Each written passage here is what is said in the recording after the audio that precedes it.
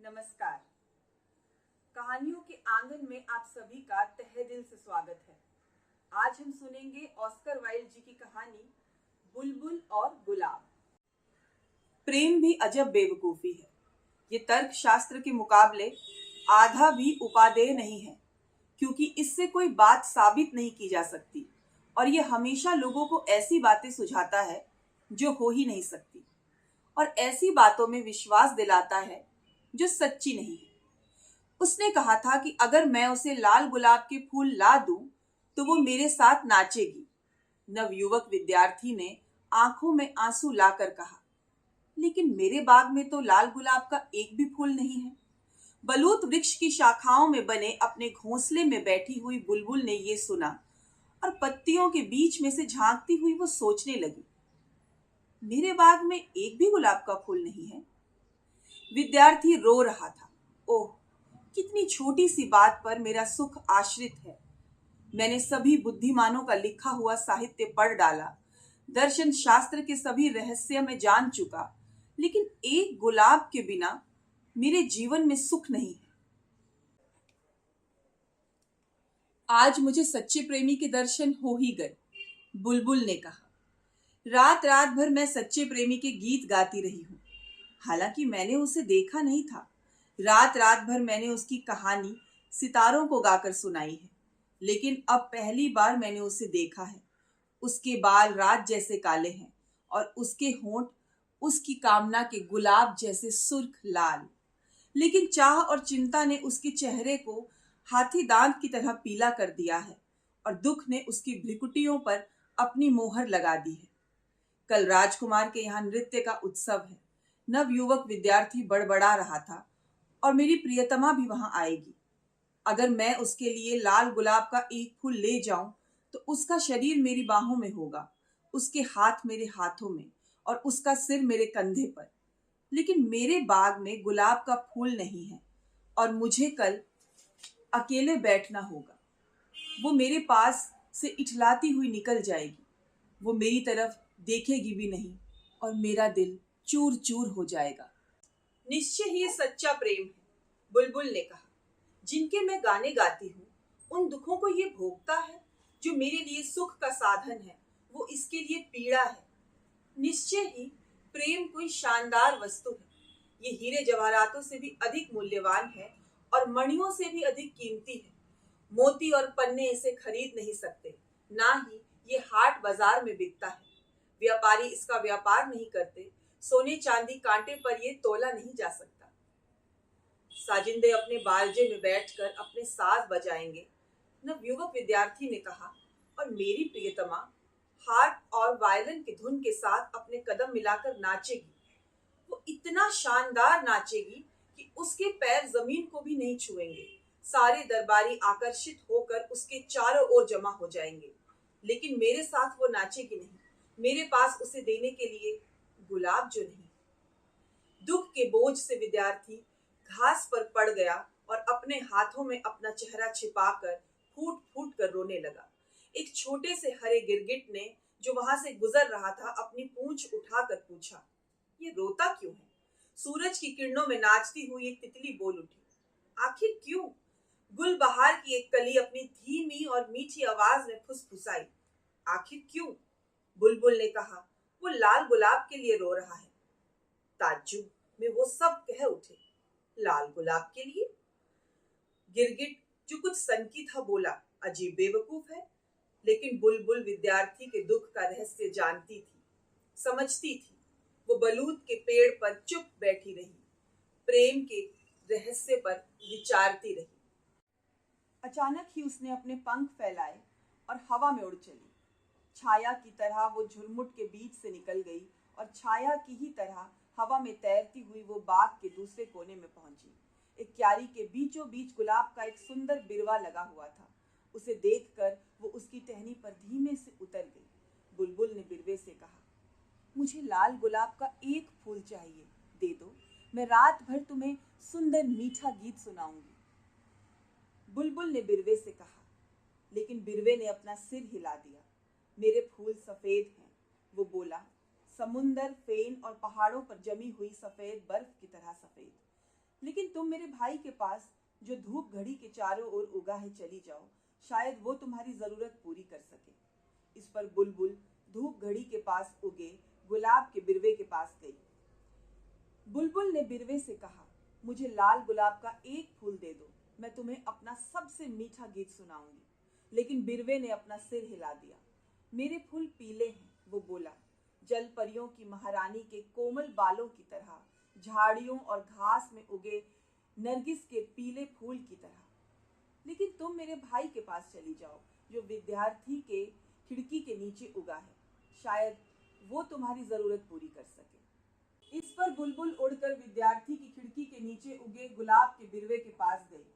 बुलबुल ने बिरवे से कहा, मुझे लाल गुलाब का एक फूल दे दो, मैं तुम्हें अपना सबसे मीठा गीत सुनाऊंगी। लेकिन बिरवे ने अपना सिर हिला दिया।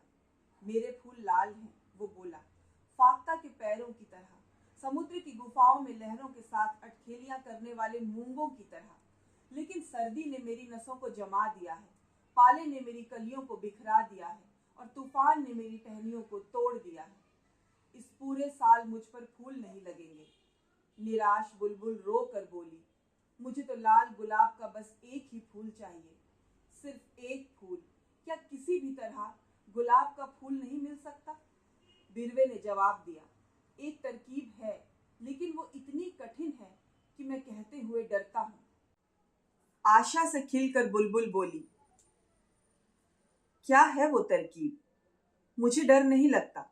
बिरवा बोला, अगर तुम्हें गुलाब का फूल जरूर ही चाहिए तो वो रात की चांदनी में तुम्हें अपने संगीत से बनाकर अपने दिल के खून से रंगना होगा। तुम्हें रात भर अपना सीना मेरे कांटे में गड़ा कर गाना होगा। रात भर तुम्हें गाना होगा, मेरे कांटे से अपने दिल को छेदना होगा। तुम्हारा खून बहकर मेरी रगों में समा जाए, तब कहीं गुलाब का एक फूल बनेगा।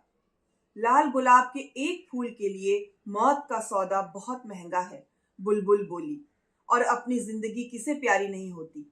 हरे भरे बागों में बैठकर गाना गाना और सूरज को सोने के रथ में सैर करते व चंदा को मोतियों के झूले में झूलते देखना किसे अच्छा नहीं लगता। नाग फनी की खुशबू कितनी मधुर है, घाटी में ढेर के ढेर पैदा होने वाले फूल कितने सुंदर हैं और पहाड़ों पर चढ़ती हुई झाड़ियां व बेलें कितनी प्यारी हैं। लेकिन जिंदगी के मुकाबले में प्रेम कहीं अच्छा है और मनुष्य के दिल के सामने चिड़िया का दिल क्या है। सो उसने अपने पंख फैलाए और हवा में उड़ चली। छाया की तरह वो बाग पर उड़ी, छाया की तरह वो झुरमुट में से निकल गई। नवयुवक विद्यार्थी अभी तक घास पर लेटा हुआ था। उसकी खूबसूरत आंखों में आंसू थे जो सूखे नहीं थे। खुशियां मनाओ, बुलबुल ने गा कर कहा, खुशियां मनाओ क्योंकि तुम्हें लाल गुलाब का फूल मिल जाएगा। रात की चांदनी में मैं उसे अपने संगीत से बनाऊंगी और अपने दिल के खून से रंगूंगी।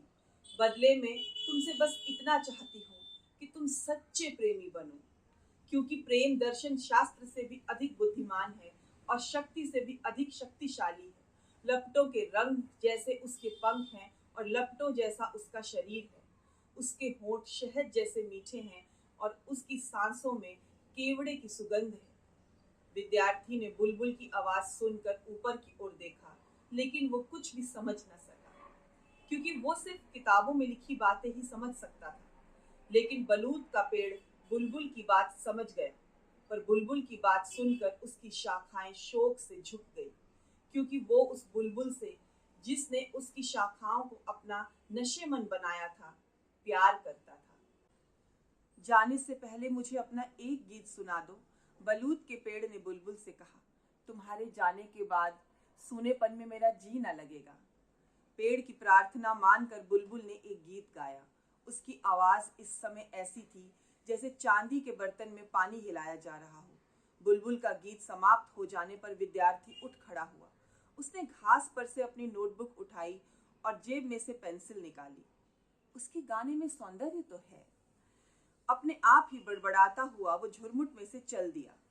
इससे इनकार नहीं किया जा सकता, लेकिन क्या उसमें भावनाएं भी हैं? शायद नहीं। असल में वो सभी कलाकारों की तरह है, जिनमें कला का सौंदर्य तो है, लेकिन संजीदगी नहीं।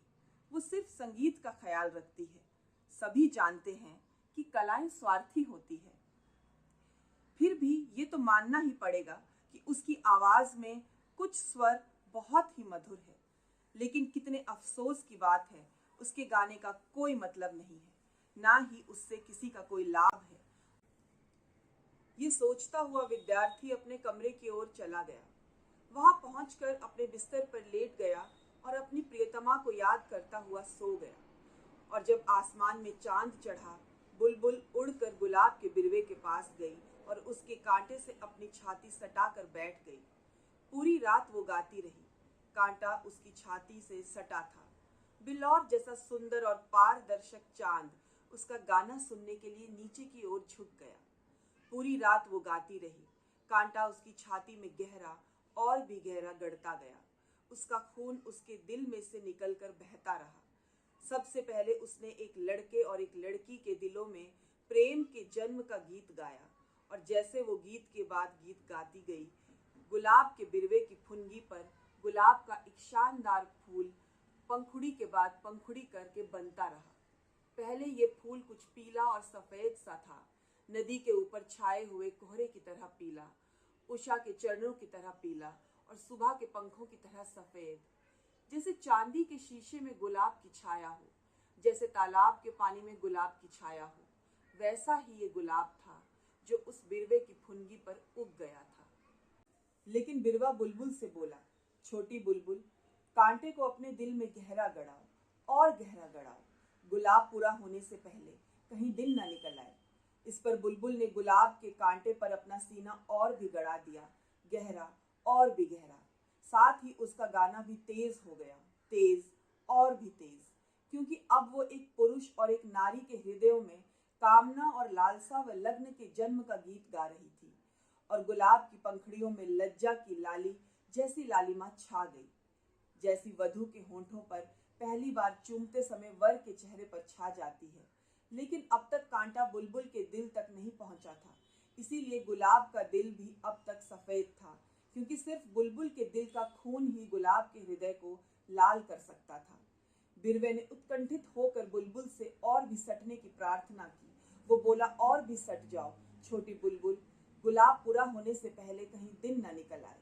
इस पर बुलबुल ने गुलाब के कांटे पर अपना सीना और भी दबाया। कांटे ने उसके दिल को छू लिया। एक भयानक पीड़ा उसके शरीर में व्याप्त हो गई। तेज और भी तेज उसकी पीड़ा थी, प्रचंड और भी प्रचंड उसके गीत का उन्माद था, क्योंकि वो उस प्रेम का गीत गा रही थी जो मौत के हाथों पूरा होता है, लेकिन जिसका अंत कब्र में नहीं होता। और अचानक ही वो शानदार गुलाब सिंदूरी हो उठा, जैसे कि पूर्वी आकाश का गुलाब होता है। पंखुड़ियां सिंदूरी थी और मरकत मणि की तरह सिंदूरी उसका दिल था। लेकिन बुलबुल की आवाज मंद होती गई, उसके पंख फड़फड़ाने लगे और उसकी आंखों पर एक पपड़ी जम चली। धीमा और भी धीमा होता गया उसका संगीत, और उसे लगा जैसे उसका गला रुंध रहा हो। तब उसके होंठों पर एक अंतिम गान तड़प उठा। सफेद पड़े हुए चांद ने उसे सुना। वो भूल गया कि सुबह हो गई है और आकाश में ही टिका रहा। लाल गुलाब ने इसे सुना और हर्षोन्माद में वो कांप उठा। उसने सुबह की पवन में अपनी पंखुड़ियां खोल दी। गूंज इस महान संगीत को अपने साथ अपनी पहाड़ी गुफा में ले गई, और इससे उसने वहां सोए हुए गडरिये को उठाने का संदेश दिया। ये संगीत नदी किनारे उगी बेंत की झाड़ियों में तैरा और फिर वहां से समुद्र की ओर चला गया। देखो देखो, बिरवा उत्तेजना से चिल्ला उठा, गुलाब पूरा हो गया है। लेकिन बुलबुल ने उसकी बात ना सुनी, क्योंकि वो अपने दिल में कांटा छिपाए घास पर मरी हुई पड़ी थी। सूरज ऊंचा चढ़ जाने पर जब दोपहर हुई तो विद्यार्थी ने अपनी खिड़की खोली और बाहर झांका। वाह, क्या तकदीर चेती है, वो चिल्ला उठा। लाल गुलाब का फूल, इतना खूबसूरत फूल मैंने अपने जीवन में कभी नहीं देखा। ये इतना खूबसूरत है कि दर्शन शास्त्र की पुस्तकों में इसका लंबा सा नाम होगा। उसने खिड़की से बाहर को झुककर वो फूल तोड़ लिया। इसके बाद उसने अपना टोप लगाया और हाथ में गुलाब लिए भागा हुआ वो अपने प्रोफेसर के घर गया। प्रोफेसर की बेटी दरवाजे में बैठी हुई लटई पर नीला रेशमी धागा लपेट रही थी। उसका छोटा सा कुत्ता उसके पैरों के पास लेटा था। तुमने कहा था ना कि अगर मैं तुम्हारे लिए लाल गुलाब ले आऊं तो तुम मेरे साथ नाचोगी? आनंद से चिल्लाता हुआ विद्यार्थी बोला। लो, ये है दुनिया का सबसे गहरा लाल फूल। तुम इसे अपने सीने से सटाकर पहनना और शाम को जब हम एक साथ नाचेंगे तो मैं तुम्हें अपने प्रेम की बात बताऊंगा। लेकिन लड़की की भवें तन गई। ओह, ये फूल मेरी पोशाक के साथ नहीं जचेगा, वो बोली। चैम्बरलेन का भतीजा मुझे सच्चे जवाहरात दे गया है। सभी जानते हैं कि जवाहरात फूलों से कहीं अधिक कीमती होते हैं। बेवफा, विद्यार्थी ने गुस्से में कहा और फूल को पास ही एक नाली में फेंक दिया, जहां एक ठेले का पहिया उस पर पड़ा और फूल को कुचल दिया। तुम मुझे बेवफा कहते हो? लड़की ने जवाब दिया। तो सुन लो, तुम बहुत ही अशिष्ट हो। आखिर तुम हो ही क्या? सिर्फ विद्यार्थी ही ना? तुम्हारे जूते में चैम्बरलेन के भतीजे के जूतों की तरह की बकलीस भी नहीं होगी। वो कुर्सी से उठकर अपने घर के अंदर चली गई। वापस लौटते हुए विद्यार्थी ने अपने बाप से कहा, प्रेम भी अजब बेवकूफ़ी है। ये तर्कशास्त्र के मुकाबले में आधा भी उपादेय नहीं है, क्योंकि इससे कोई बात साबित नहीं की जा सकती, और ये हमेशा लोगों को ऐसी बात सुझाता है जो हो ही नहीं सकती, और ऐसी बातों में विश्वास दिलाता है जो सच्ची नहीं है। वास्तव में ये यथार्थ से बिल्कुल दूर है, और आजकल की दुनिया में यथार्थवादी होना ही सब कुछ है। मैं तो अपने दर्शन शास्त्र में ही भला हूँ। अब चलकर अध्यात्म शास्त्र के सिद्धांत पढ़ूंगा। इस प्रकार वो अपने कमरे में लौट आया और एक बहुत पुरानी धूल जमी किताब को पढ़ने लगा।